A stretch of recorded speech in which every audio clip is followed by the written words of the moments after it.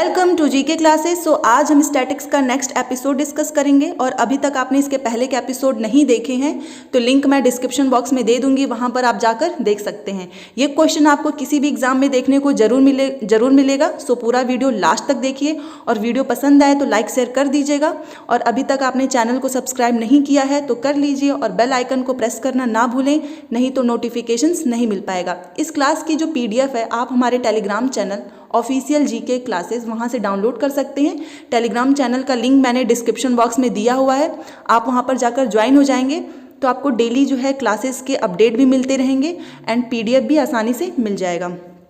तो चलिए बिना टाइम वेस्ट के स्टार्ट करते हैं आज का पहला क्वेश्चन। और हाँ, आपको तो पता ही है कि मैं इसमें जो भी कॉम्पिटिटिव या फिर जो भी गवर्नमेंट एग्जाम्स की तैयारी आप करते हैं उसी के बारे में पढ़ाती हूँ। तो first question is Henle loop संरचना किस अंग से संबंधित है। तो देखिए सबसे पहले जो है मैं आपको ये बताना चाहूँगी कि जो हेनले लूप संरचना है इसका काम क्या है। तो इसका काम है पानी का अवशोषण करना। आप इसे अपनी कॉपी में नोट भी कर लीजिएगा क्योंकि ये इंपॉर्टेंट क्वेश्चन है, इसलिए मैं आपको बता रही हूँ।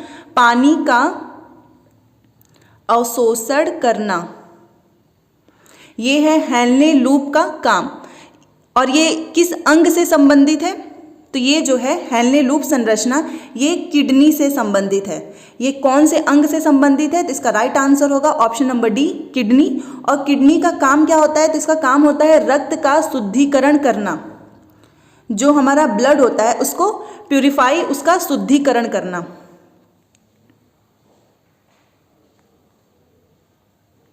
तो किडनी का काम क्या है, रक्त का शुद्धिकरण करना। और जो किडनी है इसकी इकाई क्या है। तो इसकी इकाई है नेफ्रॉन। ये भी आप याद रखिएगा, जो किडनी है उसकी इकाई है नेफ्रॉन। और अगर जो है किडनी काम नहीं कर रही है तो क्या किया जाता है, डायलिसिस। ये भी याद रखिएगा,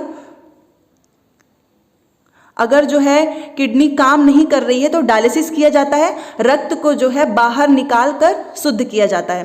तो ये सारी बातें थी किडनी से रिलेटेड, याद रखिएगा। इसका राइट आंसर होगा हेनले लूप संरचना किस अंग से संबंधित है। तो वो है किडनी से।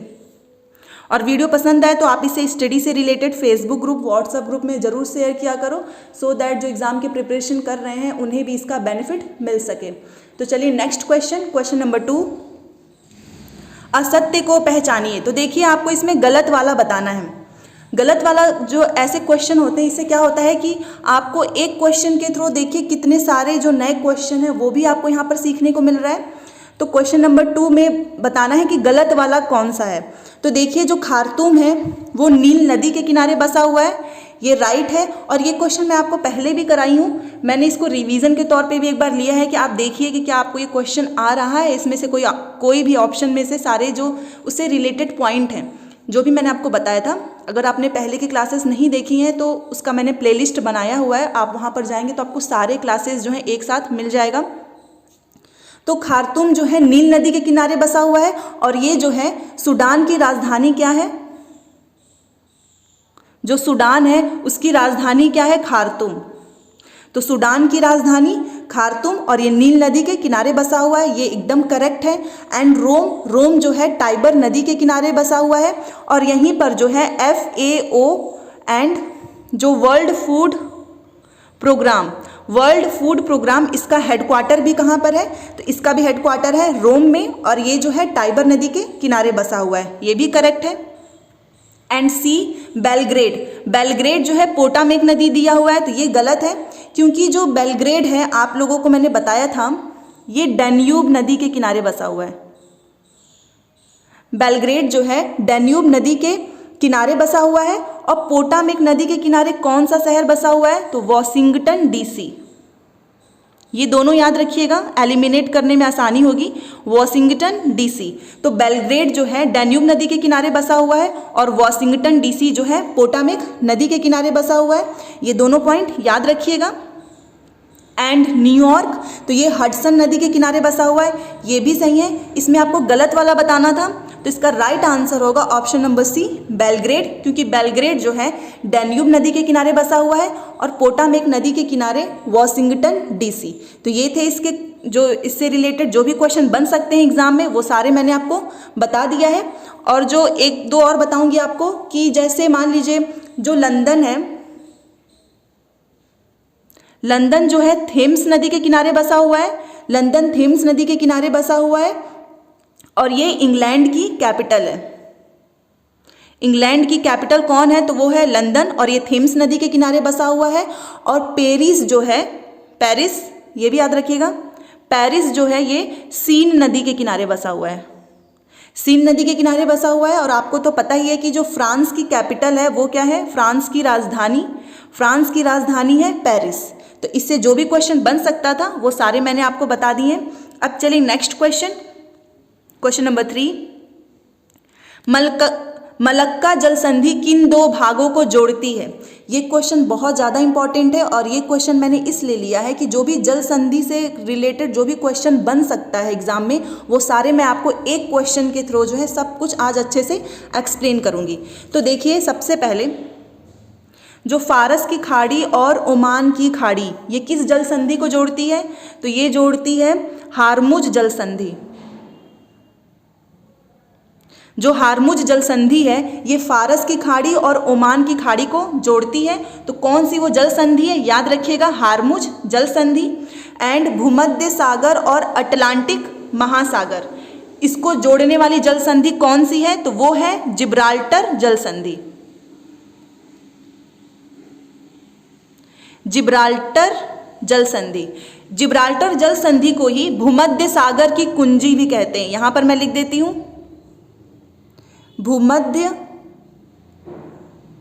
भूमध्य सागर की कुंजी।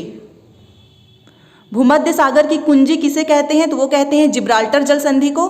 और जिब्राल्टर जल संधि जो है भूमध्य सागर और अटलांटिक महासागर को जोड़ती है, ये भी याद रखिएगा। एंड सी, लाल सागर और भूमध्य सागर, भूमध्य सागर जो है इन दोनों को कौन सी जल संधि जोड़ती है? तो ये है स्वेज नहर, स्वेज नहर। एंड लास्ट, अंडमान सागर और दक्षिणी चीन सागर, ये इन दोनों को जोड़ने वाली कौन सी जल संधि है? तो वो है मलक्का जल संधि, जो कि इसमें क्वेश्चन पूछा था। तो देखिए, सबसे पहले एक बार एक्सप्लेन करती हूँ। फारस की खाड़ी और ओमान की खाड़ी को जोड़ने वाली जल संधि है हारमुज जल संधि। एंड भूमध्य सागर और अटलांटिक महासागर को जोड़ने वाली जल संधि है जिब्राल्टर जल संधि, जिसे भूमध्य सागर की कुंजी कहते हैं।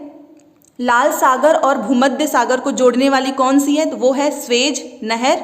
एंड अंडमान सागर और दक्षिणी चीन सागर को जोड़ने वाली जल संधि है मलक्का जल संधि। तो इसमें यही पूछा था, तो इसका राइट आंसर होगा ऑप्शन नंबर डी, अंडमान सागर और दक्षिणी चीन सागर। तो ये था क्वेश्चन नंबर 3। अब next question, question number 4। Wimbledon open 2021 का खिताब किसने जीता है? ये क्वेश्चन जो है बहुत ज़्यादा इंपॉर्टेंट है और इस क्वेश्चन के थ्रू मैं आपको टेनिस टूर्नामेंट के जो भी इंपॉर्टेंट क्वेश्चन बन सकते हैं वो सारे मैं आपको इसमें कराऊंगी। तो देखिए, सबसे पहले ये कि जो ये विंबलडन ओपन है ये कहाँ पर होता है? तो ये होता है इंग्लैंड में। मैं इससे रिलेटेड बता रही हूँ आपको। विंबलडन ओपन जो है इंग्लैंड में होता है और ये सबसे पुराना जो है टेनिस टूर्नामेंट है। ये सबसे पुराना जो है टेनिस टूर्नामेंट है और 2020 में ये नहीं हुआ था। ये आप लोगों को पता है कि 2020 में नहीं हुआ था और इसे जो है घास के मैदान पर इसको खेलते हैं। तो विंबलडन ओपन से देखिए, ये इंग्लैंड में होता है और ये टेनिस टूर्नामेंट है। 2020 में ये नहीं हुआ था और विंबलडन ओपन जो है घास के मैदान पर इसको खेलते हैं। तो देखिए, सबसे पहले जो टेनिस टूर्नामेंट के जो क्वेश्चन बनते हैं वो मैं आपके साथ बताऊंगी। देखिए, जो टेनिस टूर्नामेंट हुआ था, आप लोगों को पता है टेनिस टूर्नामेंट जो हुआ था उसमें जो ऑस्ट्रेलियन ओपन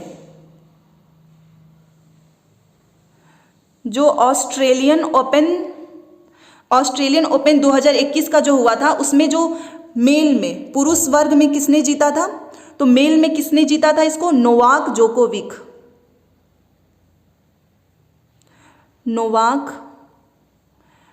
जोकोविक के द्वारा जो है ऑस्ट्रेलियन ओपन 2021 का जो टेनिस टूर्नामेंट है मेल में जीता था नोवाक जोकोविक। और ये कहाँ के रहने वाले हैं? तो ये हैं सर्बिया के।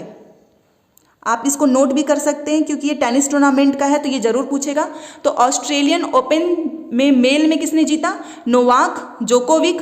और ये कहाँ के रहने वाले हैं? ये हैं सर्बिया के और फीमेल में किसने जीता था?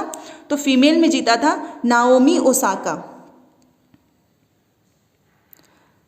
नाओमी ओसाका जो है फीमेल में इन्होंने जीता है। और ये कहाँ की रहने वाली हैं? तो ये है जापान की।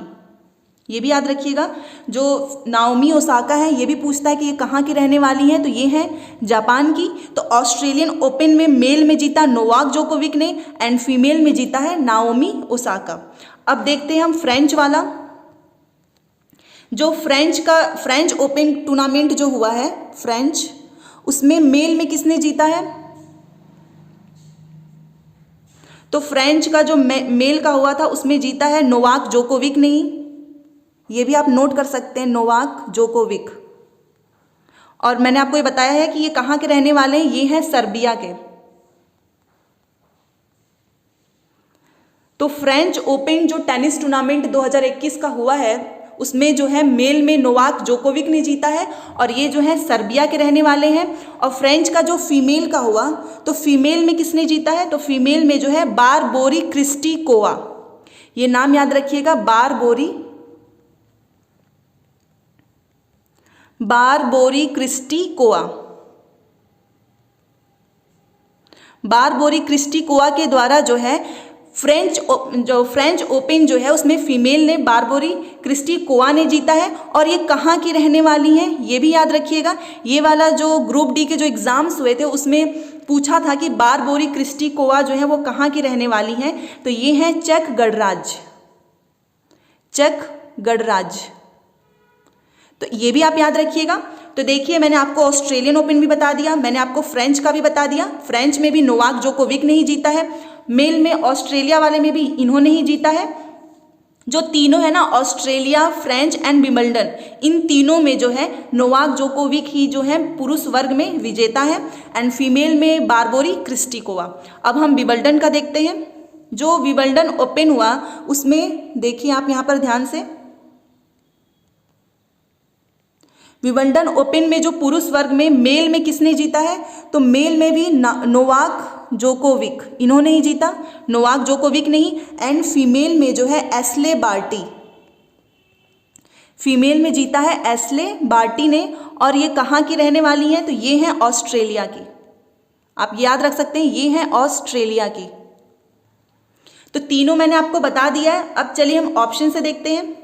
इसमें पूछा है कि जो विंबलडन ओपन 2021 का जो हुआ था टेनिस टूर्नामेंट वो किसने जीता है? तो वो जीता है नोवाक जोकोविक।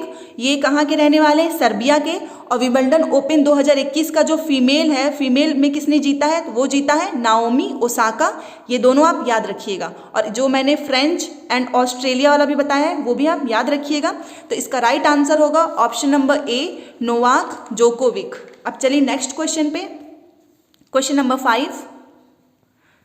हाल ही में टाइम पत्रिका ने किन दो हस्तियों को संयुक्त रूप से पर्सन ऑफ द ईयर 2020 चुना है? तो इसमें जो है पर्सन ऑफ द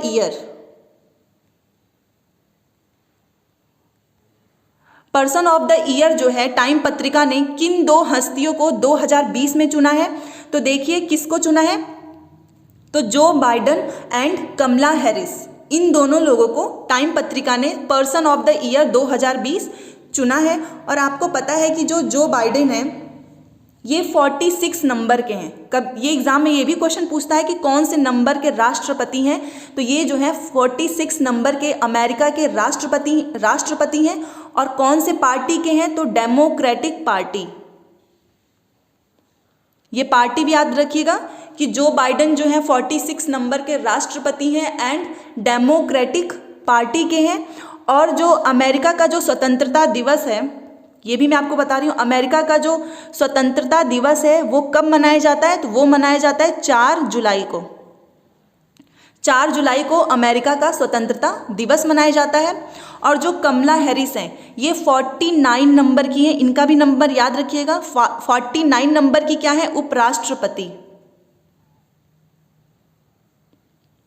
49 नंबर की हैं उपराष्ट्रपति। और जो बाइडेन जो है 46 नंबर के हैं राष्ट्रपति एंड डेमोक्रेटिक पार्टी के हैं। और जो नैन्सी पेलोसी हैं ये क्या है? ये हैं स्पीकर। ये वहाँ की क्या है? स्पीकर। तो ये तीनों बातें आप याद रखिएगा। अब चलिए हम नेक्स्ट क्वेश्चन पे चलते हैं। इसका राइट आंसर होगा ऑप्शन नंबर बी। इसका राइट आंसर है option number B, Joe Biden and Kamala Harris. तो ये इसका राइट आंसर है। अब चलिए नेक्स्ट क्वेश्चन पे, क्वेश्चन नंबर 6, निम्न में से किस ट्रॉफी कप का संबंध जो है बैडमिंटन से है। तो देखिए ये जो क्वेश्चन है, ये वाला क्वेश्चन, ये आरएस के एग्जाम में, जो यूपी पेट का एग्जाम हुआ था, यूपी पीईटी, उसके एग्जाम में, एंड एसएससी, इन तीनों एग्जाम में जो है ये क्वेश्चन पूछा हुआ था। और हर एग्जाम में कोई ना कोई ऑप्शन जो है आपको देखने को, आप खुद पेपर देते होंगे तो आप देखते होंगे कि कोई ना कोई ट्रॉफी या कप का संबंध जरूर पूछता है। तो चलिए देखते हैं इसमें। वेलिंगटन ट्रॉफी, वेलिंगटन ट्रॉफी जो है इसका संबंध किससे है? इसका संबंध है रोइंग, जिसे बोलते हैं नौका दौड़, नौका दौड़, रोइंग या फिर इसे बोलते हैं नौका दौड़, उस खेल से संबंध है। डेविस कप का किससे संबंध है? टेनिस से। डेविस कप जो है इसका संबंध है टेनिस से। एंड सीके नायडू ट्रॉफी, इसका संबंध किससे है? क्रिकेट से। सीके नायडू ट्रॉफी का जो संबंध है वो क्रिकेट से है। And Uber cup, Uber cup का संबंध किससे है? तो ये है बैडमिंटन। आप खुद देख रहे होंगे कि मैंने एक क्वेश्चन के थ्रू जो है आपको इन चारों का मतलब बता दिया है। और कोई भी एग्जाम में अगर मान लीजिए पूछेगा तो आपको ज़रूर याद होगा। अगर आपको याद होगा तो आप वहाँ पर आसानी से सही कर सकते हैं। इसीलिए जो है ये जो सीरीज़ करने का जो मेरा ऑब्जेक्टिव है कराने का, वो यही है कि जितना ज़्यादा हो सके आसानी से आप कॉम्पिटिटिव एग्ज़ाम्स में कोई भी क्वेश्चन पूछे तो आप वहाँ पर जो है एकदम करेक्ट जो है आसानी से सही कर पाएँ।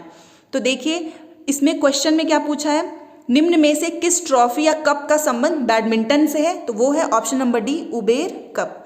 एंड वेलिंगटन ट्रॉफी रोइंग या नौका दौड़, डेविस कप टेनिस हो गया, सीके नायडू ट्रॉफी क्रिकेट। तो इसका राइट आंसर होगा उबेर कप। और देखिए जो बैडमिंटन है इससे रिलेटेड मैं आपको बता रही हूँ, इससे जो बैडमिंटन के रिलेटेड जो है दो इम्पॉर्टेंट बैडमिंटन कप हैं। कौन कौन से? एक तो हो गया उबेर कप एंड दूसरा है थॉमस कप। जो थॉमस कप है इसका भी संबंध किससे है? तो इसका भी संबंध जो है बैडमिंटन से है।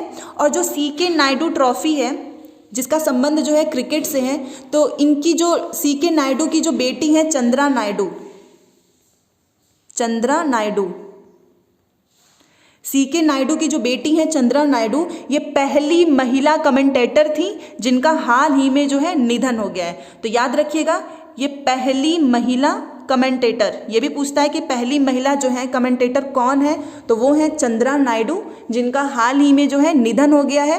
तो ये भी आप याद रखिएगा। और इसका संबंध किस खेल से है? सीके नायडू ट्रॉफी का क्रिकेट से। तो चलिए मैं आपको कुछ जो है इम्पॉर्टेंट ट्रॉफी कप जो है वो बता देती हूँ, जो कि एग्ज़ाम में जो भी पूछे जाते हैं वैसे ही मैंने लिया हुआ है। तो देखिए सबसे पहले थॉमस कप, मैंने अभी आपको बताया इसका संबंध किससे है? इसका संबंध है बैडमिंटन। थॉमस कप का संबंध जो है बैडमिंटन से है। डुरंड कप का संबंध किससे है? फुटबॉल। डुरंड कप का जो संबंध है वो फुटबॉल से है। संतोष ट्रॉफी इसका भी फुटबॉल से ही है, ये भी फुटबॉल से ही रिलेटेड है। And Sultan Azlan Shah cup, ये किससे है? तो ये है हॉकी से, ये हॉकी से रिलेटेड है।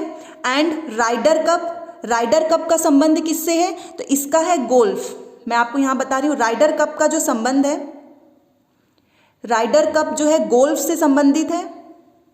एंड देवधर ट्रॉफी हो गया, Duleep Trophy and Ranji Trophy, इन तीनों का जो संबंध है वो है क्रिकेट से। इन तीनों का संबंध किससे है?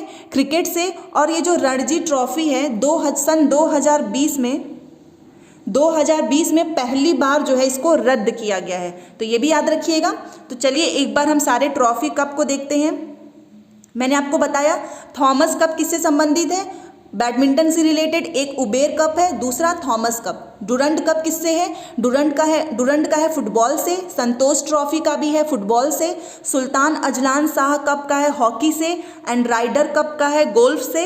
And Deodhar Trophy, Duleep Trophy and Ranji Trophy, इन तीनों का संबंध किससे है? तो क्रिकेट से है। तो ये था सारे इंपॉर्टेंट थॉमस कप, आप इसे याद कर लीजिएगा। अब चलिए नेक्स्ट क्वेश्चन पे, क्वेश्चन नंबर 7।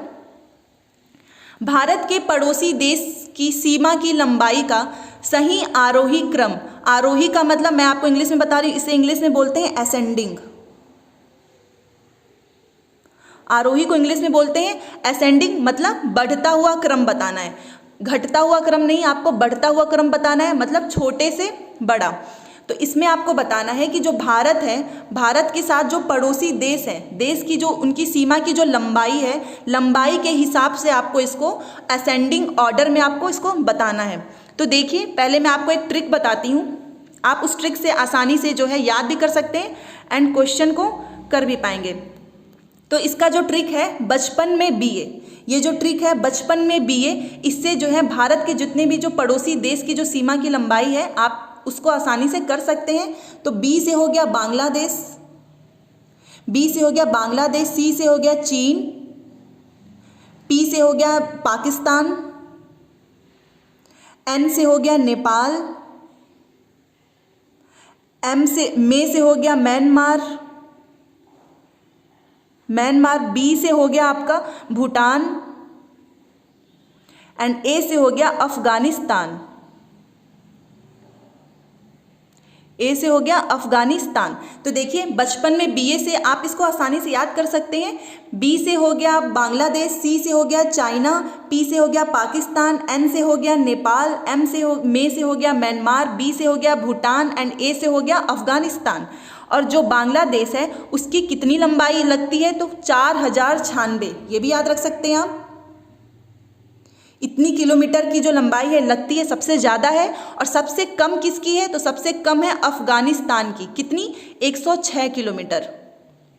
तो सबसे ज़्यादा किसकी है? बांग्लादेश की, एंड सबसे कम है अफगानिस्तान की। तो अगर आप इधर से जाएंगे बांग्लादेश, चाइना, पाकिस्तान, तो आप क्या है इसको घटते क्रम, मतलब अवरोही डिसेंडिंग क्रम। बट आपको क्या बताना है? अगर आपको ये बताना हो कि असेंडिंग या आरोही क्रम, तो फिर आपको जो है इधर से जाना हो, आप इधर से इसको याद रखेंगे तो आप इधर से करके आसानी से बता सकते हैं। तो इसमें पूछा है, देखिए इसमें क्या पूछा है? आरोही क्रम मतलब असेंडिंग, छोटे से बड़ा। तो देखिए इसमें इसका आंसर क्या होगा? नेपाल, पाकिस्तान, चीन एंड बांग्लादेश, ये इसका राइट आंसर होगा, क्योंकि हमको इसमें असेंडिंग आरोही क्रम में बताना है, ना कि हमको इसको डिसेंडिंग में बताना है। तो सबसे कम जो है नेपाल की है, फिर पाकिस्तान, उससे थोड़ी ज़्यादा पाकिस्तान की, चीन एंड सबसे ज़्यादा जो है बांग्लादेश की है। तो ये इसका राइट आंसर होगा। बचपन में बीए से आप इसको याद रख सकते हैं। अब चलिए next question, question number 8। Question number 8, William Harvey का संबंध है। आपको बताना है कि जो विलियम हार्वे है इसका संबंध किससे है। तो देखिए सबसे पहले जो रक्त समूह है, ये मैं आपको बताऊंगी, ब्लड ग्रुप, इसकी खोज किसने की थी? कार्ल लैंड स्टीनर ने की थी। इसकी खोज जो है कार्ल लैंड स्टीनर ने की थी। और ये ABO सिस्टम, इससे भी जानते हैं ABO सिस्टम। तो रक्त समूह या ब्लड ग्रुप की खोज जो है कार्ल लैंड स्टीनर ने की थी, इसे ABO सिस्टम बोलते हैं।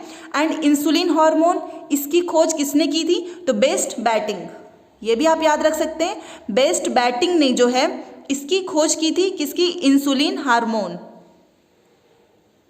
ये नाम आप याद रखिएगा। इंसुलिन हार्मोन की खोज बेस्ट बैटिंग ने की थी। और जो रक्त परिसंचरण तंत्र है, जिसे इंग्लिश में बोलते हैं, मैं यहाँ लिख देती हूँ इसका इंग्लिश भी, blood circulation, blood circulation,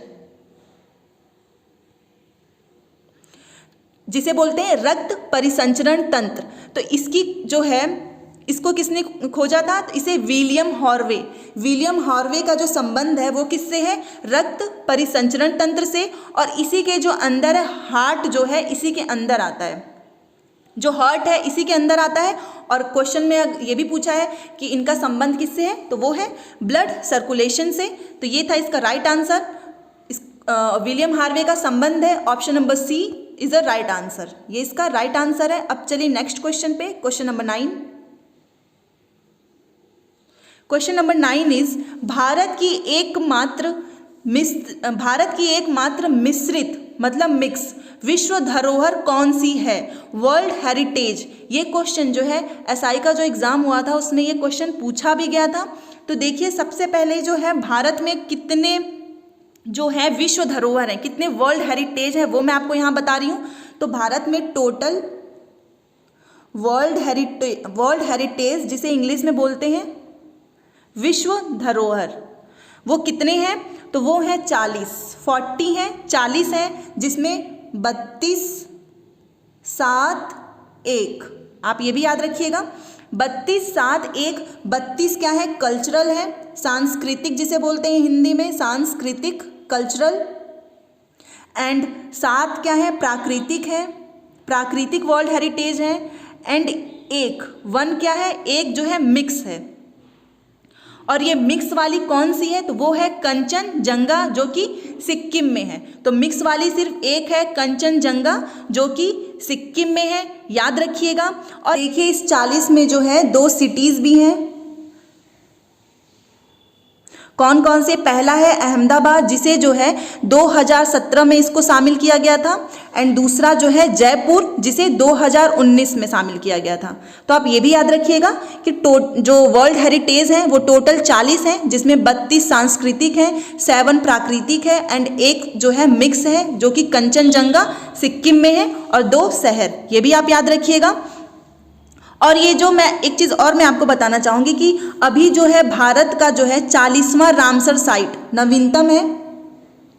Bharat का 40वां जो रामसर साइट है, ये रामसर साइट ये नवीनतम है। और वो कौन सा है? तो वो है धोलावीरा, जो कि कहाँ पर स्थित है? गुजरात में है, धोलावीरा।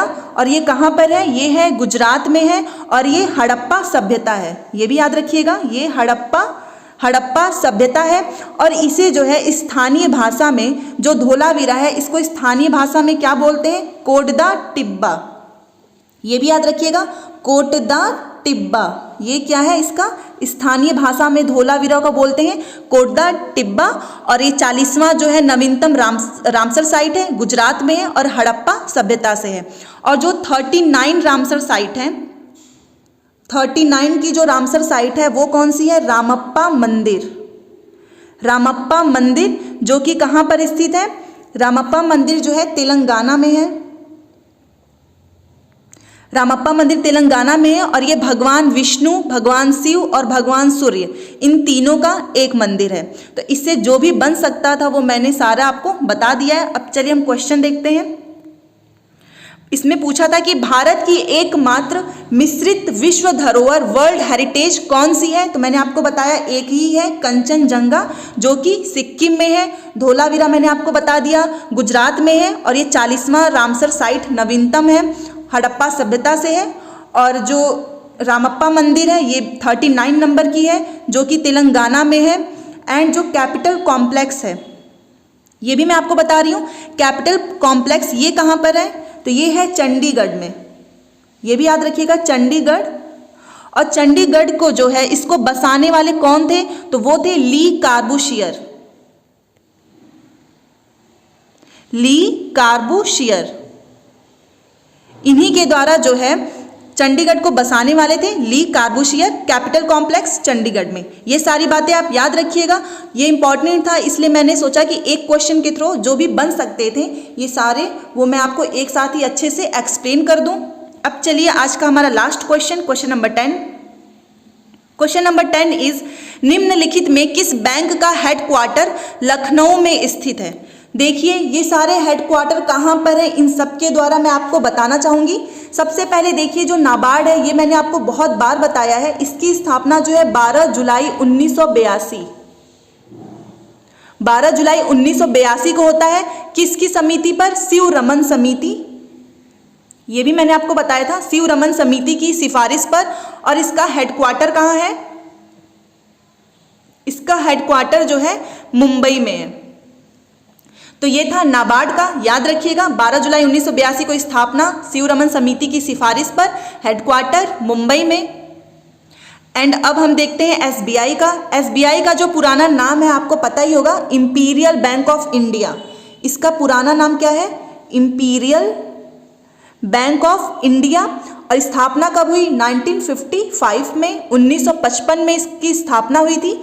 और जो है, और हाँ, अभी जो मैंने आपको नाबार्ड का बताया है, इसके जो हेड है वो भी याद रखिएगा, गोविंद चिंतालू। ये बताना मैं भूल गई थी उस टाइम, गोविंद चिंतालू। ये क्या है? नाबार्ड के हेड हैं। तो एसबीआई का भी मैंने आपको बता दिया। एंड आरबीआई का मैंने आपको बताया है, इसका हेडक्वार्टर कहाँ है? तो इसका हेडक्वार्टर जो है मुंबई में है। इसका हेडक्वार्टर मुंबई में है। और इसके जो हेड हैं कौन से नंबर के हैं? 25 नंबर के हैं, शक्तिकांत दास। शक्तिकांत दास जो है आरबीआई के 25 नंबर के हेड हैं। तो ये सारी बातें याद रखिएगा। और इसका हेडक्वार्टर है मुंबई में। और सिडबी का जो हेडक्वार्टर है, जिसे बोलते हैं small industrial development bank of India. SIDBI को बोलते हैं small industrial development bank of India, bank of India. और इसका जो है सिडबी का हेडक्वार्टर जो है लखनऊ में स्थित है। और लखनऊ जो है किस नदी के किनारे बसा है? तो वो है गोमती नदी। लखनऊ जो है गोमती नदी के किनारे बसा हुआ है। और सिडबी का जो हेडक्वार्टर है वो लखनऊ में है। तो ये सारी बातें आप याद रखिएगा। इसका राइट आंसर होगा, निम्नलिखित में से किस बैंक का जो है हेडक्वार्टर लखनऊ में स्थित है? तो वो है सिडबी। इसका राइट आंसर होगा ऑप्शन नंबर डी, सिडबी। और इन तीनों का भी आप याद रखिएगा, जो भी मैंने आपके साथ डिस्कस की है। तो ये था आज का हमारा लास्ट क्वेश्चन। आई होप आपको सारी चीज़ें अच्छे से समझ में आई होंगी। एग्जाम के पॉइंट ऑफ व्यू से ये सारे क्वेश्चन बहुत इंपॉर्टेंट है। इसमें polity, history, geography, civics, science, सारे क्वेश्चन जो है मैं आपको कराऊंगी इस सीरीज़ में। तो पुराने भी जो भी वीडियोस मैंने कराए हुए हैं उसमें क्वेश्चन, वो भी आप ज़रूर से देखिएगा और रिवीजन भी साथ में करते रहिएगा। तो वीडियो पसंद आए तो लाइक शेयर कर दीजिएगा। और चैनल को सब्सक्राइब नहीं किए हैं तो कर लीजिए। इससे मुझे जो है एप्रिसिएशन मिलता है, जिससे कि मैं और भी हार्डवर्क करूँगी और भी अच्छे अच्छे कंटेंट लेकर आऊँगी। तो चलिए फिर से हम नेक्स्ट क्लास में मिलते हैं। GK classes always with you. Thanks for watching.